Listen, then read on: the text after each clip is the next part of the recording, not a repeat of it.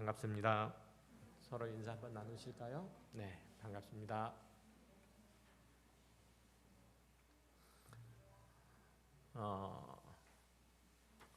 광고 말씀드리겠습니다. 다음 주가 부활주일입니다. 부활주일이고 부활절 감사 예배를 오전 예배 때 드립니다. 기억하시고요. 준비하시고 특별히 이번 주 한 해는 이번 주 한 주간은 특별히 주님께서 이 땅에 오신 것과 그리고 고난을 받으신 일 이들을 기억하시고 또 묵상하시고 그래서 그 가치와 의미를 헤아리며 우리가 그 예수 그리스도 안에서 부름을 받음과 또 그가 가신 길들을 뒤따르는 주의 제자로 부르신 것을 확인하는 또 그것들을 복된 그 주님의 길들로 인정하시고 살아가는 한 주가 되시기를 바랍니다. 말씀 함께 나누도록 하겠습니다. 자, 오늘 본문이 포함되어 있는 요한계시록 19장 11절로 21절 단락은 종말의 세상을 심판하러 오시는 예수 그리스도의 이름 셋이 소개되어 있습니다. 세 가지 이름이 소개되어 있는데요. 첫 번째는 충신과 진실이었어요. 그 다음에 두 번째는 그 이름이 자기밖에 아는 자가 없는 그런 비밀스러운 이름이었고, 세 번째는 만왕의 왕이시고 만주의 주라라는 이름인 거죠. 충신과 진실 그리고 자기밖에 아는 자가 없는 이름, 이것에 대해서는 지난주까지 다 살펴봤고, 오늘은 만왕의 왕이고 또 만주의 주라고 불리시는 이 표현들에 대해서 살펴보고자 합니다. 그러기 위해서는 몇 가지 선행돼야 하는 이해가 있는데, 만왕의 왕이요 만주의 주라고 부르는 그 이름을 수식하는 몇 개의 어구가 있어요. 본문에 등장하는데 그 의미를 먼저 파악해야 되죠. 만왕의 왕이고 만주의 주라고 불리는 이의 입에서 예리한 검이 나온다는 그 표현이 본문에 등장을 하죠.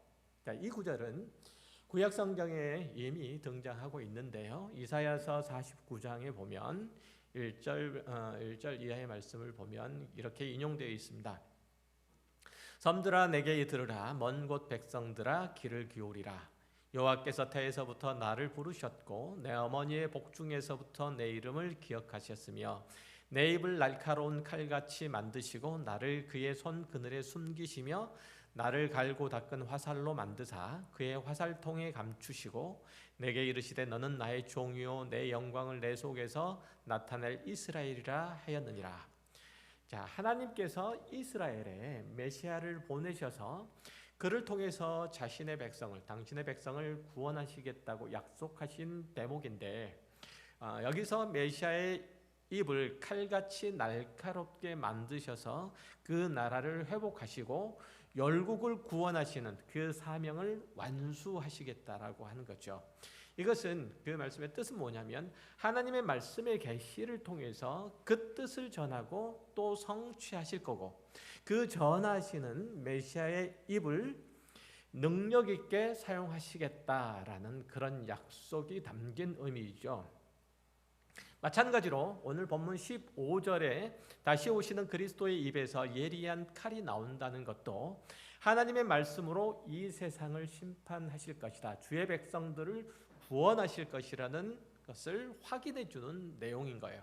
그리스도께서 다시 오셔서 악한 자들을 심판하시는 기준은 오직 하나님의 말씀인 거죠. 예수님께서 분명히 그의 악한 세력들, 그 악한 세력들을 소탕하시러, 다 심판하시러 백마를 타고 오시는 장군의 모습으로 임하시지만, 백마를 타고 오는 장군의 모습으로 임하시지만 그들을 심판해서 성도들에게 이김을 주시는 그 무기는 의아하게도 하나님의 말씀이에요. 말씀. 자, 이런 모습은 사실은 앞에 13절에도 이미 나왔었어요. 또 그가 피 뿌린 옷을 입었는데 그 이름은 하나님의 말씀이라 이렇게 말하잖아요. 그런데 그 말씀들을 가지고 그 말씀들로 원수들을 심판한다는 것, 그것은 뭐 암만 생각해도 우리가 생각하기에는 좀 의외의 모습인 거죠. 종말에 주님께서 심판하러 임하시는데 그 심판의 도구가 말씀이라고 하는 거예요. 일반적으로 전투에 임하는 병사 혹은 장군은 또 그 군대는 그 군사력, 즉 다시 말해서 얼마나 좋은 무기를 가지고 있느냐에 따라서 승패가 결정되는 경우가 대부분이죠. 특별히 현대전에서는 그렇잖아요. 어떤 무기를, 최신 무기를, 그리고 치명적인 무기를 가지고 있느냐에 따라서 그 성패는 달라진다는 거죠. 그런데 다시 오시는 그리스도가 가지고 오시는 이 세상을 심판하러 오시는 그 무기는 하나님의 말씀이에요. 그것을 가지고 승리를 이끄신다는 거죠. 그것은 하나님의 진리의 말씀에 참된 힘이 있고 하나님의 진리의 말씀이 표준이 되고 하나님의 진리의 말씀이 모든 것들을 명확하게 구분하고 밝힌다는 그런 의미죠. 그런 의미에서 보면 이 하나님의 말씀 앞에서, 하나님의 진리의 말씀 앞에서 거짓되고 왜곡된 것은 다 힘을 쓸 수 없다는 그런 의미죠. 자, 성경이 그리스도인들에게 늘 권면하는 것은 그래서 세상에 거짓되고 헛된 것에 미혹되지 말라는 거예요.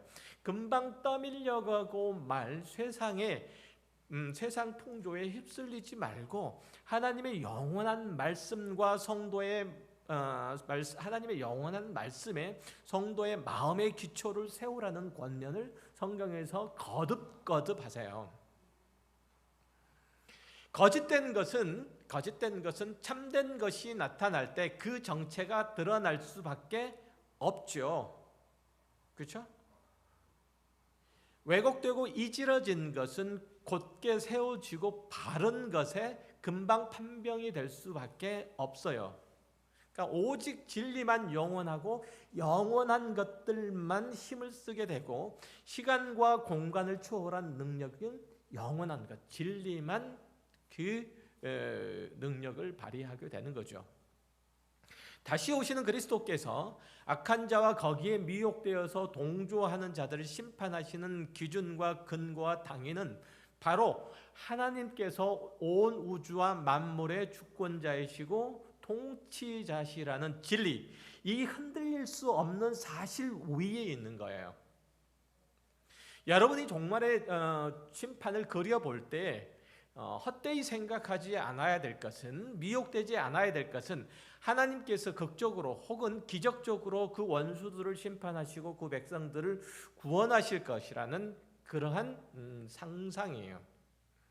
종말의 심판은 참되고 영원한 것이 오므로서, 자, 다시 말씀드려요. 종말의 심판의 성격은 영원하고 참된 것이 오므로 인해서 거짓되고 한시적인 것이 다 사라지는 것을 의미해요. 그것뿐이에요. 거기에 다른 능력을 행사할 것도 다른 재주를 덧붙일 것도 없는 거예요. 왜냐하면 마지막 심판은 거짓과 진리, 헛된 것과 영원한 것의 싸움이기 때문에 그래요. 이 종말의 때를 살아가는 우리의 신앙의 힘은 바로 이 진리 대신 예수 그리스도를 믿고 따르는 데서 나와야 되는 거예요. 여러분들이 진리를 숭상해야 되는 이유가 그거인 거예요. 다 거짓되고 헛된 것들은 다 바람 앞에 겨처럼 다 밀려갈 것이기 때문에 그런 거예요. 그런 것들을 붙들어서는 안 된다는 것이죠. 물론 우리가 연약하고 미련함으로 때때로 거짓된 것에 미혹되고 헛된 것에 눈이 멀 때가 있어요. 세상에서 힘을 발휘할 수 있는 것들에 마음을 빼앗길 때가 있지요. 왜 안 그렇겠어요? 우리는 육체의 한계를 분명하게 가졌고 그 마음의 연약함들이 늘 마음에 쓰이는 것이 사실인데, 그렇죠? 그렇다고 해서 거기에선 걸려 넘어져서는 안 되는 것도 역시 분명한 사실이에요. 현실의 문제 때문에 신앙을 포기해서는 안 된다는 그런 말씀을 드리는 거예요. 우리 싸움은 진리와 영생을 소유하느냐 마느냐에 관한 것이에요. 이거예요, 이거. 우리 그리스도인들의 진정한 싸움은, 영적 싸움은 거기에 있는 거예요. 진리를 소유하느냐 영생을 소유하느냐의 싸움이지, 다른 것 가지고 헛되이 시간을 낭비할 수가 없는 거예요. 예수님께서 광야에서 40일 동안 금식하신 후에 마귀에게 처음 시험 받은 내용이 뭐였었죠? 내가 만일 하나님의 아들이면 명하여 이 돌들로 떡덩이가 되게 하라라는 그런 말이었잖아요. 무슨 의미냐면, 내가 하나님의 아들 된 지위, 신분을 이용해서 너에게 지금 닥쳐 있는 당면한 배고픔의 문제를 해결하라, 이런 얘기죠. 하나님께서 너에게 부여한 성령의 능력을 너의 이기적인 방식으로 사용하라, 이런 얘기예요. 너의 능력을 마술사처럼 현실적인 그런 문제를 해결하는데, 그것들을 푸는데 사용하라, 이런 얘기예요. 이 요구에 대해서 예수님의 답변이 뭐였었죠? 단호하죠. 아주. 사람이 떡으로만 사는 것이 아니다. 하나님의 입으로 나오는 모든 말씀으로 살 것이다, 이렇게 말씀하시잖아요. 다시 말하면 나에게 필요한 모든 삶의 원칙과 목표, 그리고 그 주도권은 하나님께 있다는 거죠. 하나님은 그렇게 나를 주도하는 분이고, 나는 거기에 하나님께 종속된 자라는 거예요. 아멘 안 하세요? 이 사실을 여러분의 인생 가운데 꼭꼭 가지고 가시기 바라요. 여러분의 필요에 따라서 신앙을 뗐다가 혹은 붙였다가 하면 안 된다는 뜻이에요. 여러분의 모든 삶의 원리와 내용, 그리고 그 목표가 항상 하나님께 붙어 있어야 된다는 뜻이에요. 평상시에는, 다른 사람의 인생에는 삶의 문제에 혼수를 둘 때에는 하나님의 말씀 위에 서서 도무지 흔들릴 것 같지 않고, 도무지 타협이라는 것을 모르는 사람처럼 보이다가, 정작 자신의 문제가, 자신에게 그런 일들이 닥칠 때는 내가 언제 그랬느냐, 아니 그때 당신이 당한 문제와 지금 내가 겪는 것과는 차원이 달라, 이렇게 나오면 곤란하다는 뜻이에요. 여러분 잊지 마세요. 다른 사람을 권면할 때 지금 내가 겪고 있는 문제라고 생각하세요. 조금 지금 그 논의 자체가 옆으로 좀 새기는 했는데, 그 몸과 그리고 그 마음의 연약함을 자신에게 가지고 와서 대입하셔야 돼요. 그렇지 않으시려면 입을 다무세요. 그리고 가까스로 신앙의 끄트머리를 움켜쥐고 당면한 문제에 떠밀려 내려가지 않으려고 필사적으로 몸부림하는 자신의 모습을 떠올리면서 말하지 않으면 안 되는 거예요.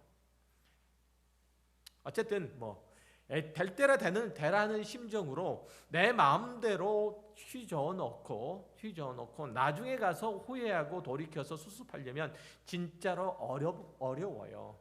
그래서 나에게 닥친 모든 문제를 하나님 앞에서 해결하셔야 돼요. 하나님 앞에서.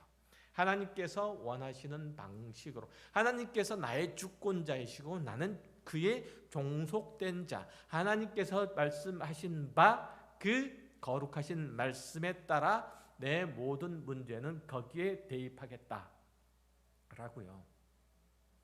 안 그러면 나중에 수습하기 어렵다니까요. 제가 경험한 바에 의하면 그래요. 처음부터 나는 한 조각의 떡에 휘둘릴 사람이 아니다. 떡이 아니라 떡 고물을 먹더라도 하나님께 감사를 드리고 먹고 싶다, 이런 마음을 가지세요.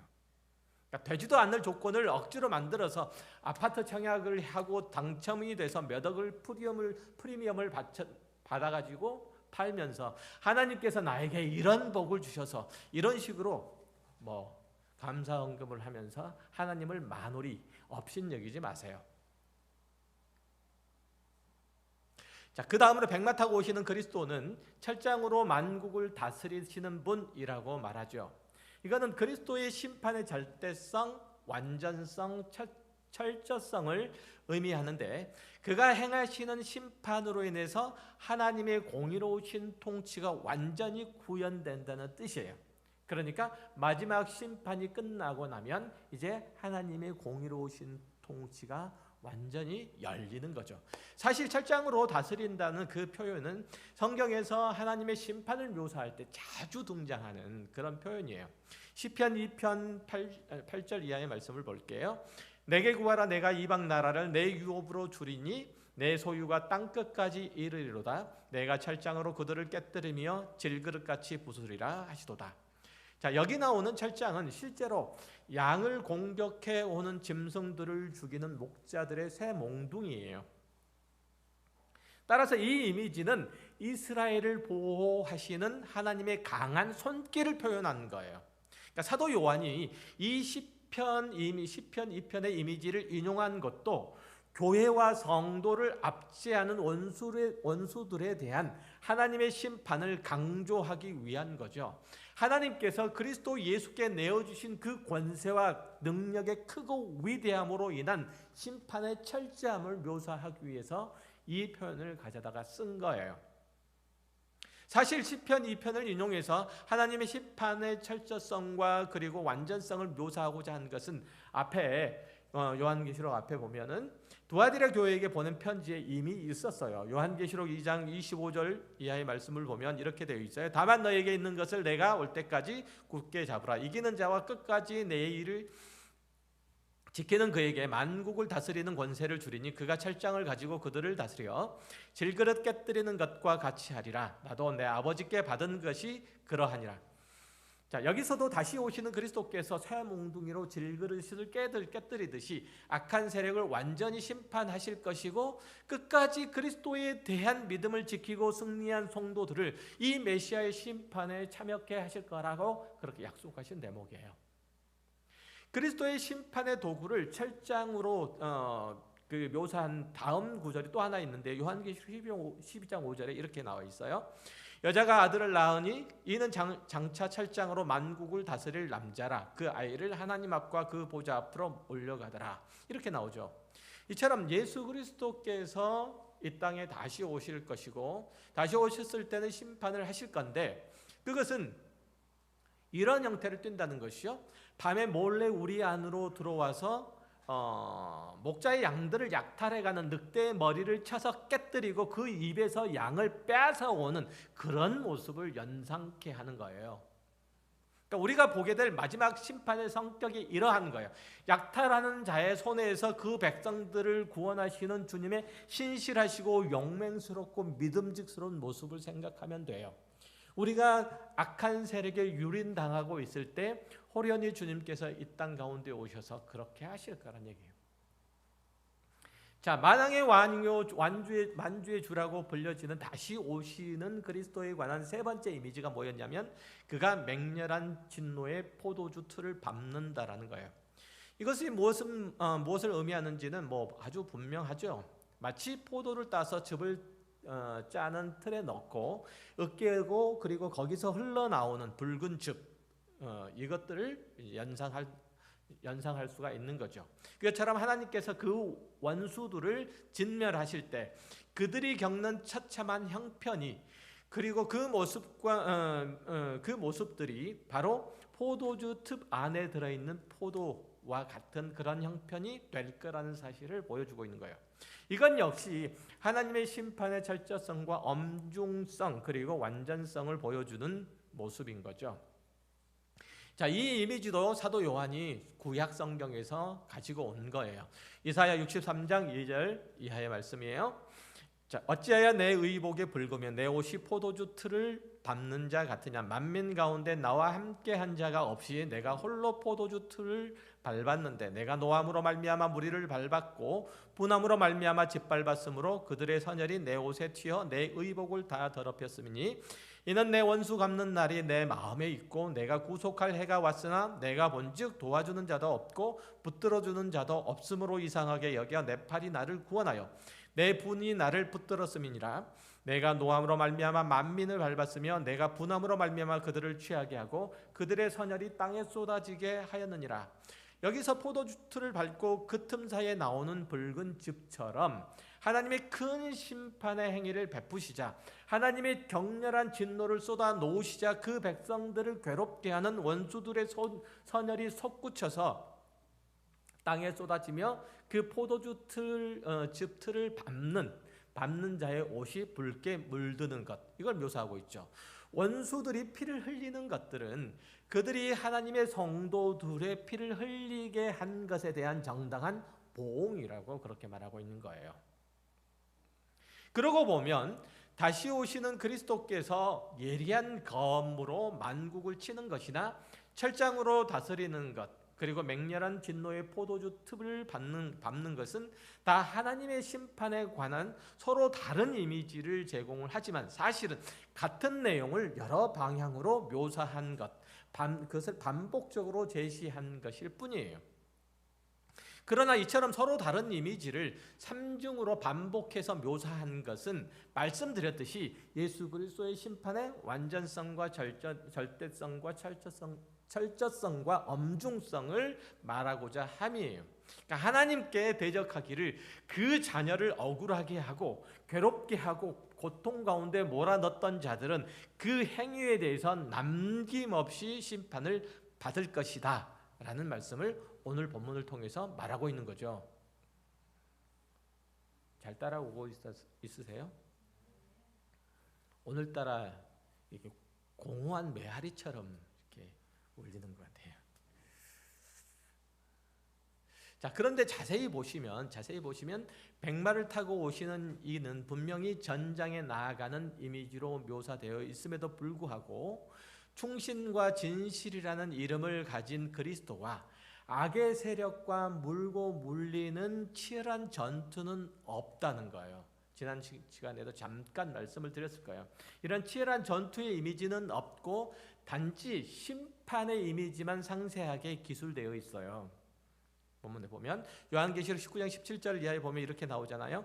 또 내가 보니 한 천사가 태양 안에 서서 공중에 나는 모든 새를 향하여 큰 음성으로 외쳐 이르되 와서 하나님의 큰 잔치에 모여 왕들의 살과 장군들의 살과 장사들의 살과 말들과 그것들을 탄 자들의 살과 자유인들이나 종들이나 작은 자나 큰 자나 모든 자의 살을 먹으라 하더라.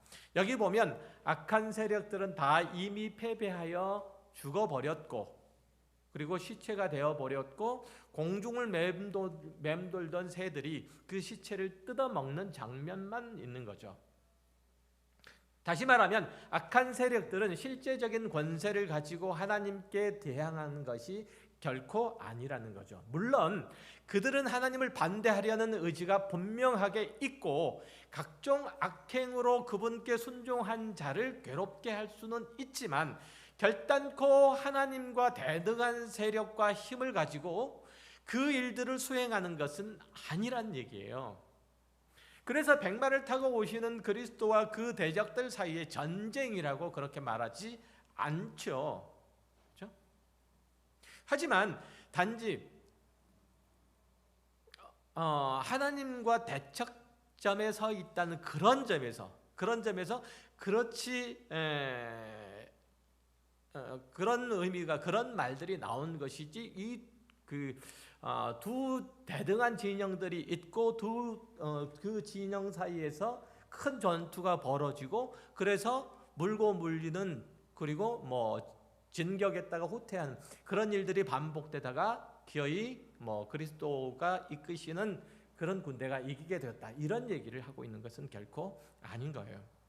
그러니까 대적이라고 하는 측면은 하나님을 반대하는 자들의 무리가 분명히 있다는 것, 이런 측면에서 대적이라는 표현을 쓴 것이지 하나님을 대응해서 뭔가 해볼 만한 능력이 있다는 그런 의미에서 쓴 것은 결코 아니라는 얘기예요. 그래서 오늘 본문 14절에서도 보면 하늘에 있는 군대들이 희고 깨끗한 세마포 옷을 입고 백마를 타고 그를 따르더라 라고 해서 이 전쟁을 수행하러 그리스도의 뒤를 따라오는 이들의 복장이 희고 깨끗한 세마포 옷이에요. 두꺼운 갑옷을 입고 허리에 칼을 차고 손에는 방패를 든 여러 전술에 잘 훈련된 정예병력의 모습이 아니라 승리하고 개선하는 장수가 황제를 아련할 때 그때 입는 복장과 똑같은 복장을 입고 따라가요. 그럴 수밖에 없는 것은 그리스도께서 재림하실 때, 심판하러 재림하실 때 악한 세력은 이미 예정되었던 패배가 시간적으로 실현되는 것일 뿐이기 때문에 그래요. 그러니까 그들에게선 그리스도께서 재림하실 때에는 악한 세력이 이미 패배하기로 결정이 되어 있는데 그때서 실행된 거예요. 더 이상의 싸움이 있어서 패배할 거냐 말 거냐가 그때 결정되는 것이 아니고, 이해되세요? 그러니까 하나님의 뜻과 계획에 따라서 그리스도의 죽으심과 부활 안에서 악한 자들은 이미 패배했기 때문에 지금 백마를 타고 오시는 이의 뒤를 따르는 하늘의 군대는 그저 그리스도를 따라오는 것뿐이에요. 그 승리를 만끽하러 오는 것뿐이란 얘기죠. 요한복음 12장 30절 이하의 말씀을 보면 이렇게 되어 있어요. 예수께서 대답하여 이르시되 이 소리가 난 것은 나를 위한 것이 아니요 너희를 위한 것이니라. 이제 이 세상에 대한 심판이 이르렀으니 이 세상 임금이 쫓겨나리라. 내가 땅에서 들리면 모든 사람을 내게로 이끌겠노라 하시니, 이렇게 말씀하시면 자기가 어떠한 죽음으로 죽을 것을 보심이로라. 여기도 보면 예수 그리스도의 처음 오셔서 죽으심으로 인해서 이 세상이 하나님의 심판에 이르렀다는 거예요. 십자가 사건으로 인해서 사탄의 패배가 확정된 거예요. 이미 십자가 사건으로 사탄의 패배가 확정된 거예요. 주님 다시 오실 때에는 그 패배가 확정된 사탄의 목숨을 거두러 오시는 것뿐이에요. 이해되세요? 그거밖에는 없어요.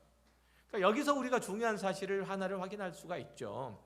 성도는 그가 그리스도 안에서 자기의 신앙을 지키고 있는 이상 그는 언제나 승리자라는 거예요. 그러면 성도가 신앙을 따라 살기를 외면하면 어떻게 되죠? 구원에서 미끄러진다고는 할 수는 없지만 그리스도인으로서 마땅히 즐기고 누려야 할 그 지위, 그 자리, 이거 즐거워하고 기뻐할 수가 없게 되는 거죠. 하나님의 자녀들이 신앙을 따라서 살아가기를 외면하면 승리의 기쁨을 맛볼 수는 없는 거예요. 다시금 하나님께서 그에게 은혜를 베푸시고 회복하도록 하시고 분발하도록 하셔서 성도의 승리를 자기의 것으로 누리게 하시도록 하나님께 간구하고 그렇게 얻어진 능력으로 세상을 이겨야 한다는 그런 의미예요. 여러분이 다시 한번 확인해 두어야 될 사실은 뭐냐면, 마지막 심판 때는 선과 악이 치열하게 싸우는 전쟁은 없고 악한 세력은 예수 그리스도의 재림과 더불어서 그 동시에 완전히 패배해서 유황불에 불붙는 그 못에 직행해야 한다는 점이에요. 그러니까 이 땅의 교회와 성도들이 세상의 평화를 이루려고 하나님의 나라를 세우려고 그 대적들을 물리치라, 이렇게 요구를 받고 있지 않다는 거예요. 지상의 천국을, 낙원을 만들려고 성도들이 강한 책임감과 의무감으로 똘똘 뭉치고, 그래서 세상의 권세자들에게 대항해서 승리를 쟁취하는 것이 그리스도인이 마지막 날을 준비하는 경건한 생활이 아니라는 거예요. 우리는 각자 자기 자리에서 신앙을 따라 살고 그런 우리의 신앙을 증거하는 것 외에 맡겨진 일들이 없어요. 우리가 쉽게 얘기하면 우리더러 이 땅에 하나님의 나라를 건설하라고 그렇게 우리를 부르신 적이 없다는 얘기예요.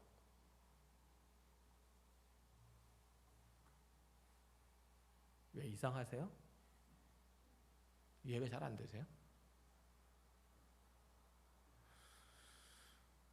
모든 원수들을 결정적으로 패배케 하시고 완성된 하나님의 나라를 여시는 일들은 오직 예수 그리스도께서 하실 거예요. 그가 재림하실 때 하나님께서 하실 거예요. 하나님의 나라는 하나님께서 여세요. 그러니까 여러분은 그 하나님의 나라에서 살면 되는 거예요. 여러분은 하나님의 나라의 땅을 그 영토를 한 평도 확장시킬 수가 없어요. 미안하지만 세상을 악으로 주름잡고 있는 자들은 그때까지 하나님의 나라가 임할 그때까지 마치 자기네들이 주인이고 승리자인 것처럼 굴 거예요. 속이는 힘과 거짓된 능력으로 큰 소리 치는 거니까 제법 그럴듯하기까지 하죠. 그들에게 손을 내미는 자들이, 그들에게 속아 넘어가는 자들이 지금은 옳은 것 같고 또 승리한 것 같아 보여요. 반면에 우리 그리스도인들은 줄을 잘못 선 것 같고 또 실패한 것 같고 어리석은 자 같아 보여요. 그러다 보니 자꾸만 세상이 인정하는 방식으로 자기의 능력을 확인하고 싶은 이들이 생기죠. 그리스도인들 가운데서도. 세상 정치하는 사람들의 카운터파트 역할들을 자처하면서 자기 세력을 끌어모으려고 하는 이들이 생기죠. 요즘 그렇잖아요. 그렇지만 하나님의 나라는 결단코 그런 방식으로 만들어지지 않아요. 우리 성도들은 이 세상에서 나그네이고 유목민이에요. 마치 새빵살이를 하는 사람과 같아요. 거꾸로 믿지 않는 자들이 이 세상에서는 주인집 행세를 하고 큰 소리 쳐요. 세를 올리겠다, 아니면 방을 빼겠다, 이렇게 하는 거죠. 성경은 사탄을 가리켜서 아직은 세상의 임금이라고 하잖아요.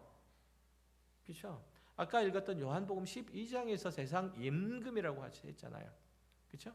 그리고 공중의 권세를 잡은 자라고 표현해요. 아직은. 그렇죠? 에베소서 2장 1절 이하의 말씀을 보면 이렇게 나와요. 그는 허물과 죄로 죽었던 너희를 살리셨도다. 그때에 너희는 그 가운데서 행하여 이 세상 풍조를 따르고 공중의 권세 잡은 자를 따랐으니 곧 지금 불순종의 아들들 가운데 역사하는 영이라. 불순종한 아들들 가운데 역사하고 있는 이가 누구라고요? 공중의 권세 잡은 자. 언제? 지금 그렇게 하고 있다. 그러니까 모든 사람은 본디 죄악에 빠져 있었고 공중의 권세 잡은 자의 손아귀 아래 있었다는 거예요.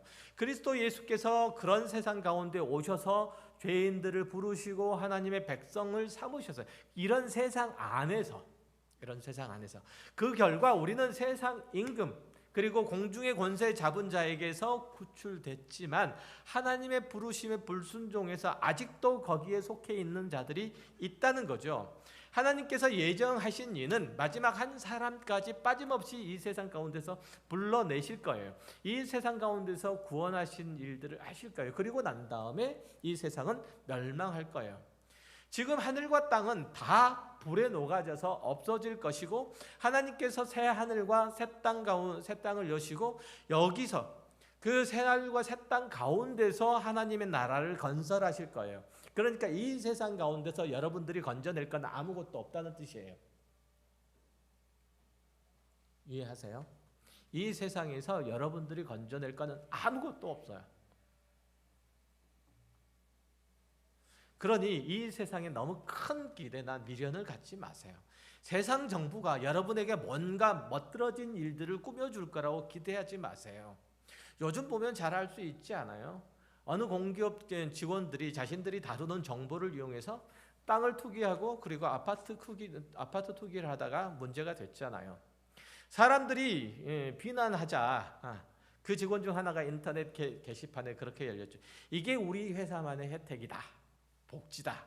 너희는 공부를 못해서 여기 취직 못하고 와서 이제 와서 꼬투리 하나 잡았다고 지금 난리를 치냐? 이렇게 말했대잖아요. 요즘 사람들의 의식을 고스란히 보여줘요. 아니 인간의 의식을 고스란히 보여주죠. 많이 배우고 공부를 잘해서 힘을 가지면 더 크고 더 멋지게 한탕할 수 있어요. 그죠? 그리고 그렇게 못된 짓을 하고 들켜도 누가 와서 크게 시비를 걸지 못하니까 내가 공부를 잘하고 싶어. 그리고 출세를 하고 싶고 힘을 갖고 싶어. 그렇죠? 선거에 나오거나 내각에 입각하려고 하는 이들의 청문회를 하는 과정들을 이렇게 살펴보면 그들에게서 나오는 의혹들 정말 과관이에요. 저런 사람에게 나라를 맡겨도 되나라고 싶은 그 합리적인 의심이 들어요. 합리적인 의심. 제가 누구를 비난하려고 하는 것이 아니라 세상에 속한 사람들은 다 똑같다는 말씀을 드리고 있는 거예요. 잘난 사람은 잘난 대로 고상하게 못된 짓을 하고, 못난 사람은 못난 사람대로 어리숙하고 그리고 미련하게 못된 짓을 하죠. 그래서 그리스도인들이 교회가 위정자들을 걱정해야 되고 그들을 위해서 기도해야 돼요. 그러나 그것은 너무나 당연한 의무로 가르치지만 그것은 거기까지예요. 그들을 위해서 기도하는 것까지예요. 요즘 어떤 사람들이 하는 것처럼 기독교라는 이름으로 신앙이라는 핑계로 정치적인 혹은 사회적인 세력에 대해서 세상의 질서나 제도를 변혁시키려고 하는 시도, 그렇게는 안 하더라도 정치인들에게 압력을 행사해서 기독교회가 유리한 방향으로 이끌어 가려고 한다거나 그런 식의 정책을 입안하도록 하는 것, 이런 시도를 할 필요도 없고 해서도 안 된다는 거예요. 그게 미련한 짓이라는 거예요. 그게 미련한 짓. 성경은 결코 그런 식으로 세상이 변할 거라거나 그런 식으로 하나님의 나라를 만들어낼 수 있다고 얘기를 하지 않아요. 성경은 결단코 그런 식으로 하나님의 자녀, 그리스도인이 그리스도인다워진다고 말하지 않아요. 여러분들이 우리 한국이 기독교 국가가 되면 신앙생활 잘할 수 있을 것 같습니까? 결코 그렇지 않아요. 여러분들이 신앙생활하기 좋은 환경이 만들어질 것 같습니까? 결코 그렇지 않아요. 우리는 중세 때 이미 그것을 확인했어요. 중세 시대에. 그렇죠? 이 세상은 주님 다시 오실 때에 다 심판받을 것이고 다 그렇게 정결케 될 거예요. 하나님의 궁극적인 헤렘이 정결케 하시는 성스러운 전쟁 얘기하는 거예요. 그때 있을 거예요. 그때까지 우리의 임무는 오직 개인과 믿음의 공동체의 신앙을 위해서 싸울 뿐이에요. 이걸 지켜내기 위해 싸우는 거, 우리의 믿음을 지켜내기 위해 싸우는 일들을 우리가 해야 된다는 거예요. 다른 걸 하는 게 아니에요. 그리고 우리 안에 있는 하나님의 주권적인 통치와 은혜로우신 인도하심에 순복해서 그리스도께서 우리의 길되심과 진리되심과 생명되심에 기대서 교회를 잘 지켜나가는 것 이상 아무것도 필요 없어요.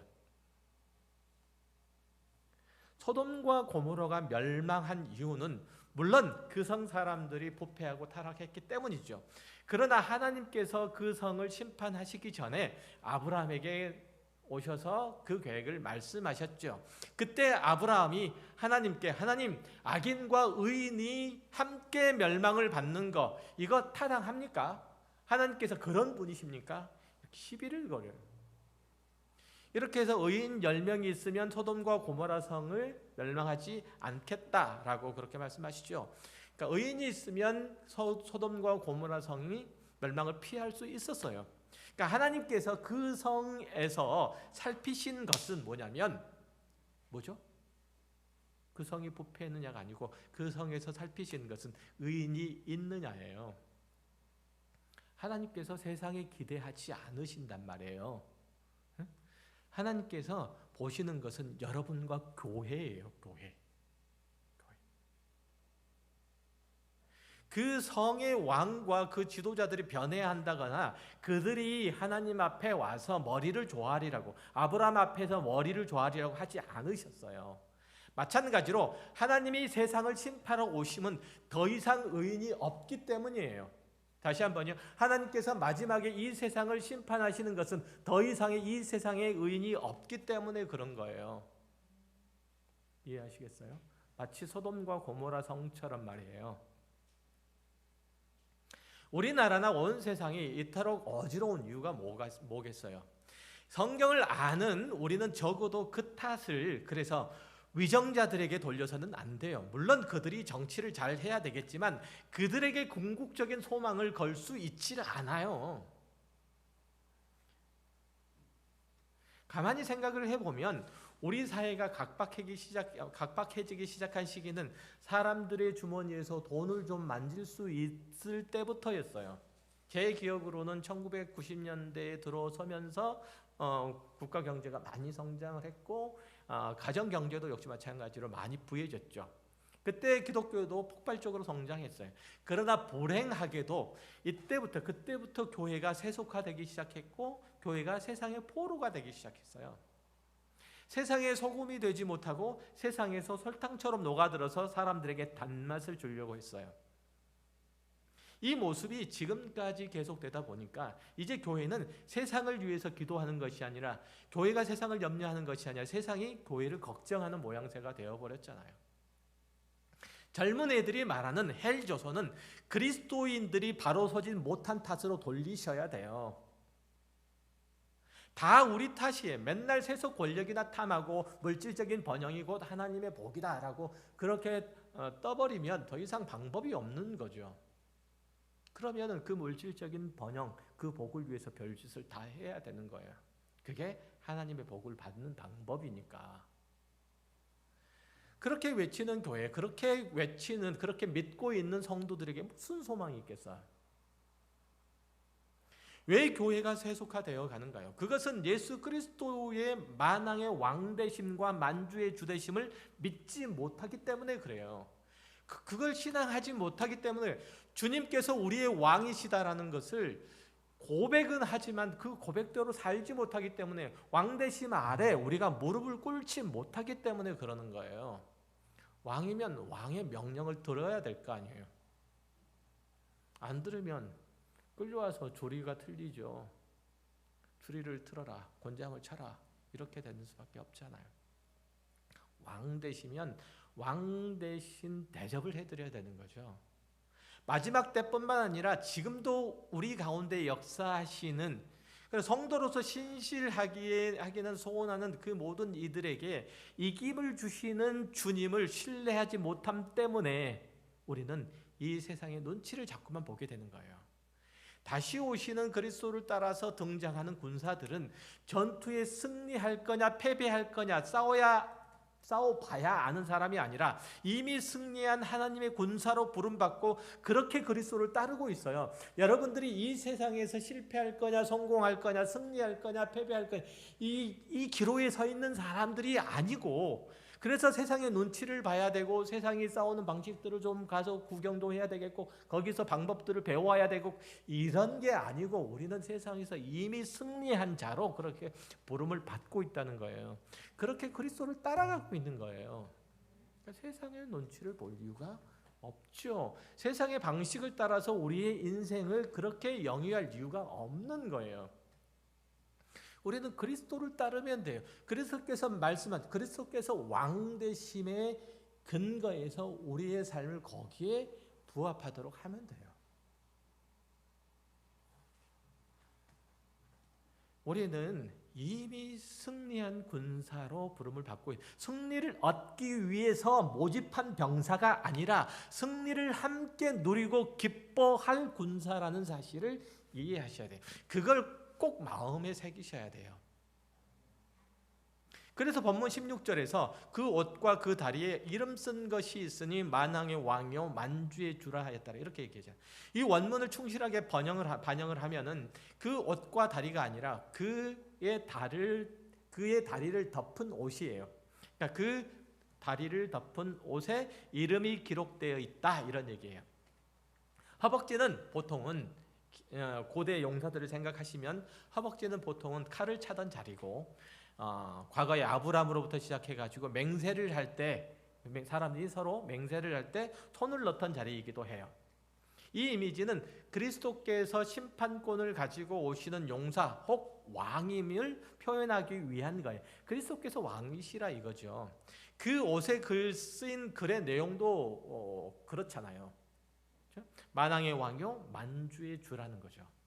이것은 다시 오시는 그리스도가 대적들을 제압하시고 심판하시는 그 권능을 쥐고 계심을 말하는 거잖아요. 그러니까 그가 대적들을 심판하시는 무기는 칼이나 총이 아니라 세상의 사람들이 벌벌 떠는 그런 방식이 아니라 그 입에서 나오는 하나님의 말씀이에요.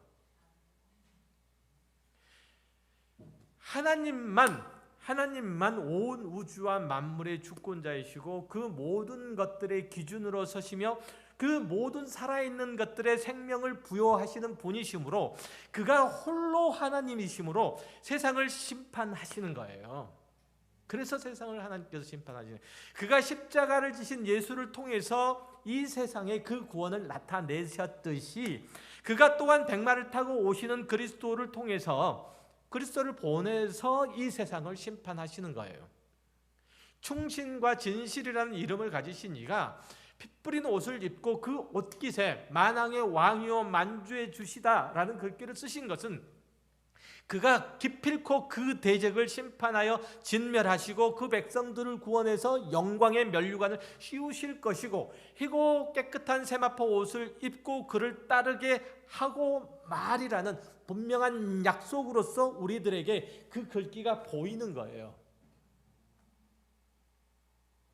여러분이 이 세상에서 어떤 일들을 만나더라도 담대해야 되는 이유는 바로 이 때문이에요. 이 때문. 누가? 그리스도께서 우리의 뭐가 되신다고? 왕이 되신다고요. 우리의 주가 되신다고요. 세상을 주관하시는 분, 세상을 통치하시는 분, 세상의 운명을 쥐고 계시는 분이 우리의 왕이시고 우리의 주가 되시며 우리의 아버지가 되시는데 뭐가 걱정해요? 뭐가 염려가 돼요? 여러분들이 세상에서 어떤 일들을 만나더라도 담대해야 되는 이유는 이 때문이에요. 좌로나 우로나 치우치지 않고 하나님께서 우리들에게 말씀하신 것들로만 우리의 신앙과 삶의 온전한 규범으로 삼아 살리라는 용기 있는 고백이 있어야 하는 이유도 이 때문이에요. 만약 그리스도가 마지막 심판권을 가지실지 아니면 사탄이 마지막 심판권을 가질지 아는 사람이 아무도 없다. 그건 나중에 가서 싸워봐야 안다면 지금 세상을 주도권을 쥐고 있는 이에게 빌부터 사는 게 현명해요. 그렇지만 하나님만이 온 세상의 창조자이시고 통치자이라는 사실을 믿는다면, 그렇기 때문에 하나님만이 의로우신 심판권을 행사하시고 결국은 그분의 뜻과 계획을 다 이루는 곳으로 세상의 역사가 맞춰질 것을 알고 믿는 자라면 세상에서 어떤 일들을 당하더라도 염려가 없는 거죠. 걱정할 필요가 없는 거예요. 어떤 형편과 어떤 처지에 있다 할지라도 나는 하나님의 말씀 앞에 서서 좌고 우면하지 않겠다라는 고백으로 든든하게 서 있는 거예요.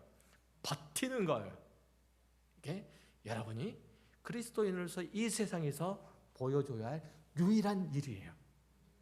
하나님의 백성으로서 살아야 된 유일한 일이라 이런 얘기예요. 다시 오시는 그리스도는 아버지의 모든 권세와 능력을 다 가지시고 이 세상에 오시는 모든 왕의 궁극의 통치자이시다. 모든 왕 중에 궁극의 왕이시다. 그가 아버지의 뜻을 나타내신다. 이걸 붙드세요. 그 뜻이 뭐겠어요?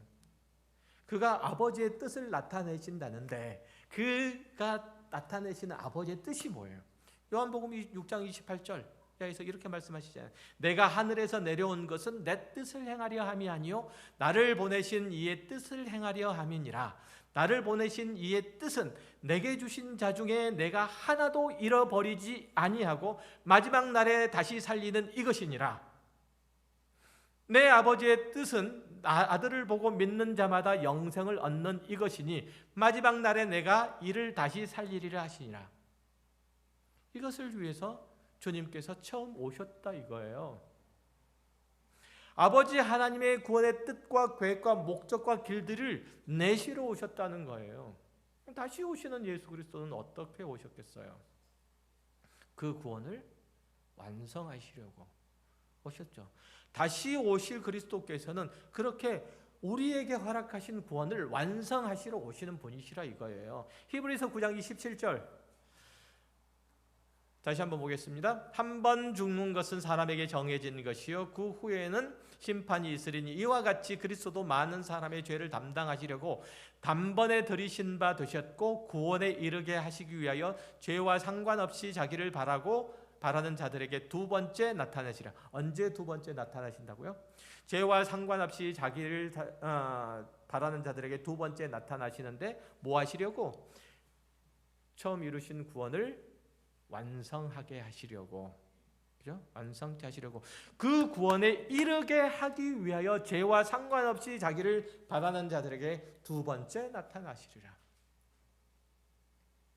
이게 그리스도의 다시 오심이에요. 그 다시 오심을 앞에 두고 아멘 주 예수여 오시옵소서 그렇게 찬미하지 않을 우리 중 누가 있어요?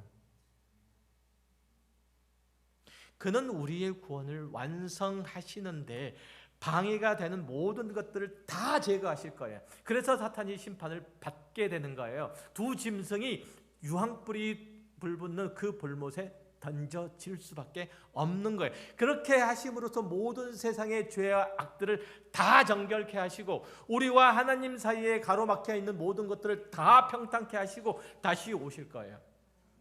이 믿음 아래서 여러분이 당하는 현재의 고난과 어려움들을 잘 이겨내시길 바라고 마침내 펼쳐진 하나님의 나라의 백성으로서의 승리와 영광과 영원한 생명을 반드시 받아 누리시는 저와 여러분은 되시기 바랍니다.